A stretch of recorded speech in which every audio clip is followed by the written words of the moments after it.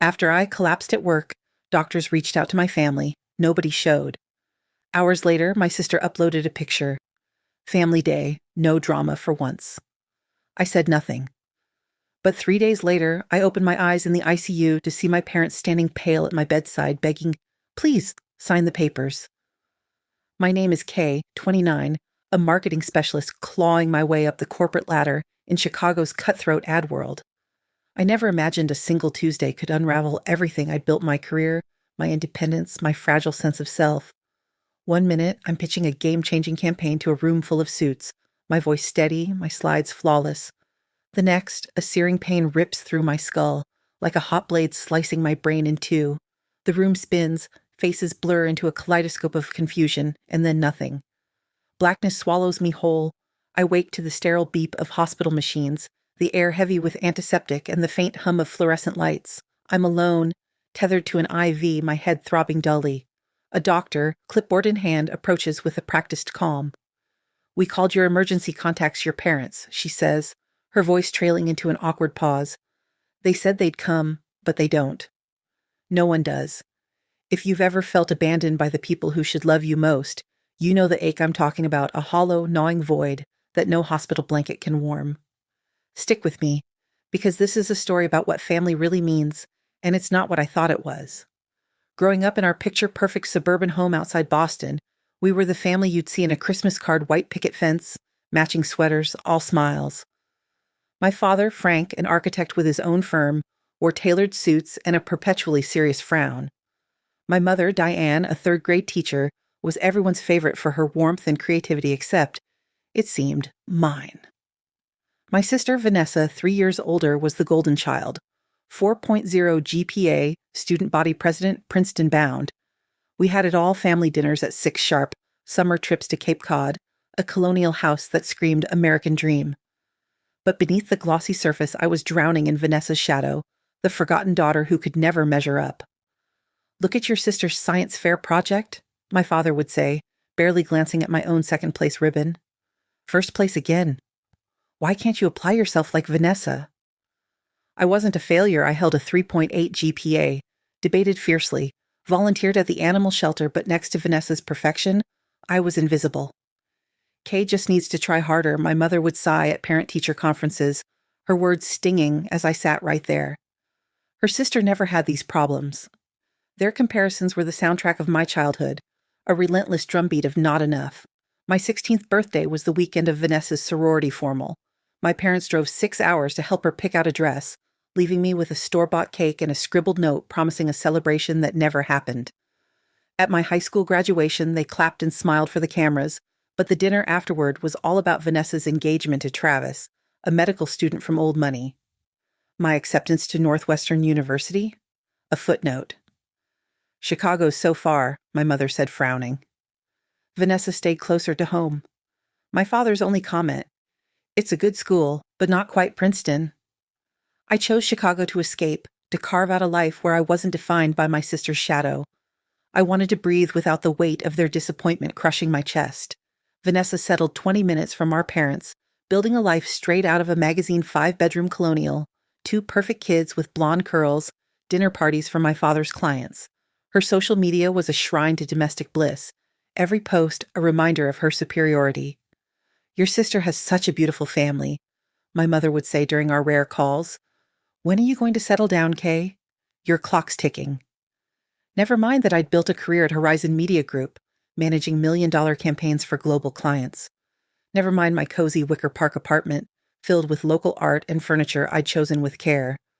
In their eyes, I was failing at the only things that mattered: marriage, kids, proximity. 2 years ago, Thanksgiving drove the knife deeper.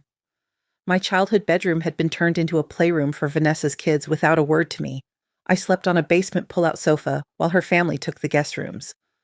"We thought you wouldn't mind," my mother said when I couldn't hide my hurt. "You're hardly here." At dinner, Vanessa monopolized the conversation, her kids' milestones, Travis's promotion, while my promotion to senior strategist was met with my father checking his watch. I left early, claiming a work emergency. No one questioned it. No one called to check if I'd made it back to Chicago. 3 weeks later, Vanessa tagged me in a family photo taken the day after I left. Family complete? the caption read, as if my absence was a feature, not a flaw. That's when I knew I'd never be their priority. I stopped trying, letting our contact dwindle to holiday calls and curt texts. Chicago became my sanctuary, a place to build a life free from their judgment. 5 years into that life, I'd found my rhythm. My job was my anchor leading campaigns, earning praise, proving my worth. My apartment was my haven, my pottery class, and work friends, a small but steady circle who accepted me as I was. But the headaches started 6 months ago, sharp, persistent, brushed off with ibuprofen at first. Then came the fatigue, dizziness, sleepless nights, despite bone-deep exhaustion. "You need a vacation," my friend Olivia said, eyeing the shadows under my eyes. But there was always another deadline, another client.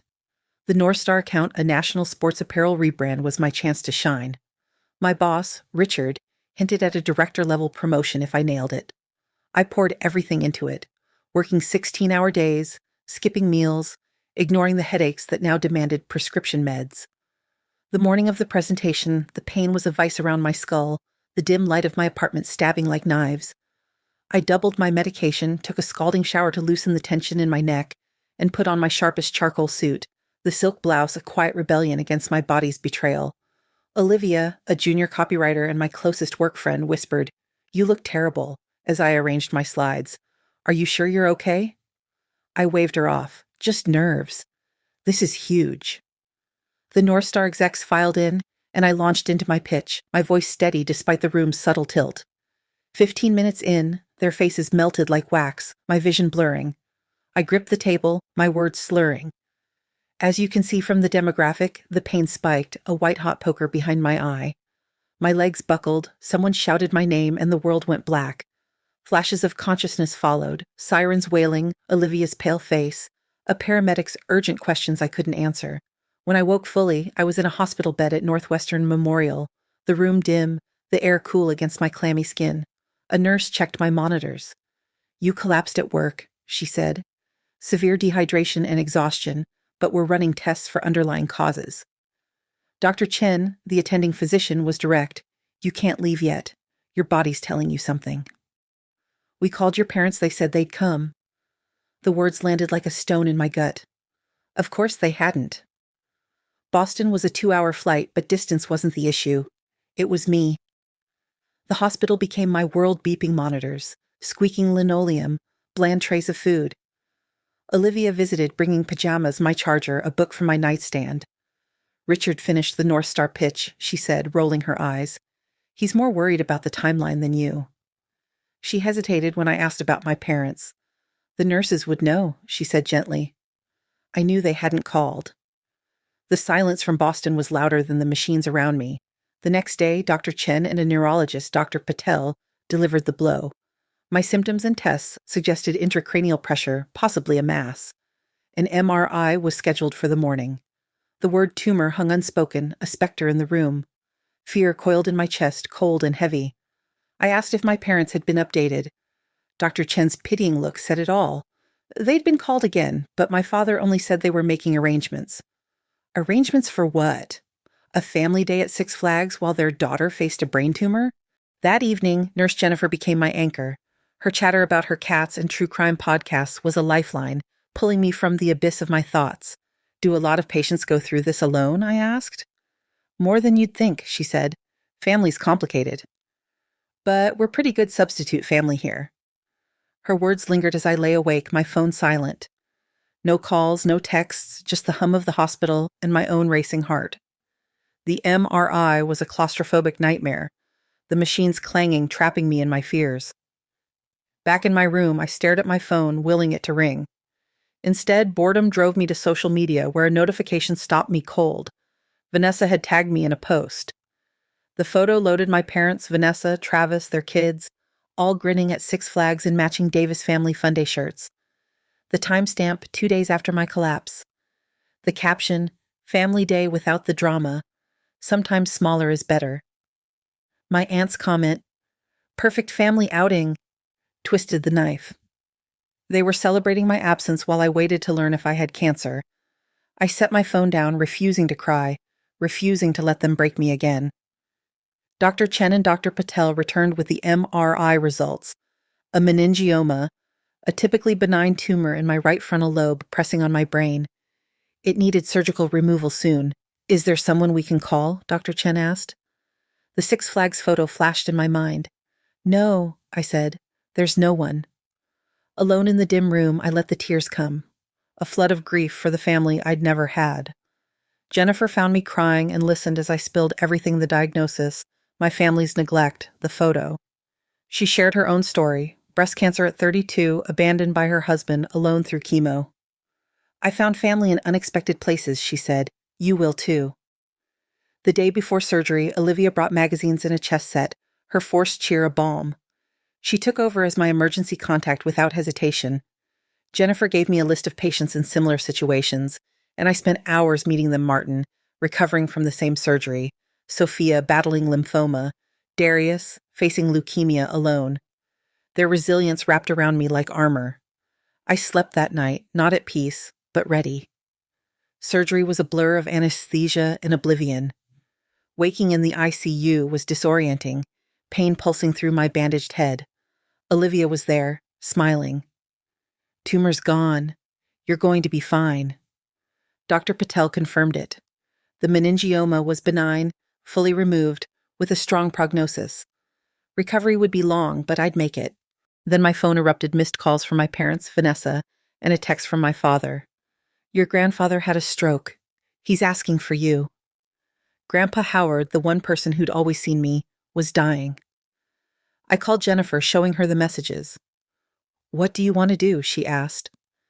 I closed my eyes, memories of Grandpa flooding in, fishing at dawn, praising my art, calling to check on me in Chicago. I need to see him, I said.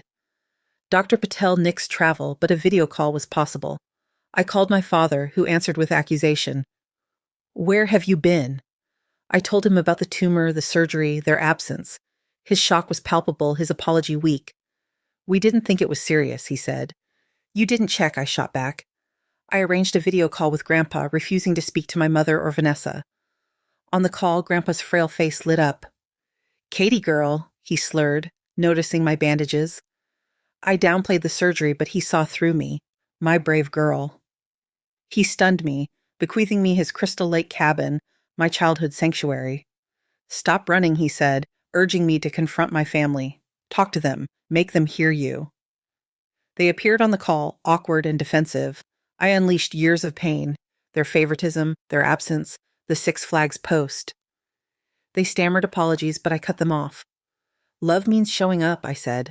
I can't remember the last time you did that for me. I hung up, free of the need for their approval. 2 weeks later, against medical advice, I took a train to Boston to see Grandpa Howard, Olivia at my side. He was weaker but overjoyed. We talked alone, and I thanked him for always seeing me. My family walked in, shocked. Grandpa forced a reckoning, calling out their neglect. I laid bare my hurt, demanding change, not apologies, but action. They promised to try, but I held no illusions. 6 months later, I stand on the dock of Crystal Lake, the cabin now mine after Grandpa's passing. My recovery is steady, my family's efforts uneven, but I've found peace in my chosen family: Olivia, Jennifer, my hospital support group. They showed up when my blood family didn't. Family isn't who raises you, it's who stays when you're broken. I'm no longer the forgotten daughter. I'm Kay, and I'm enough.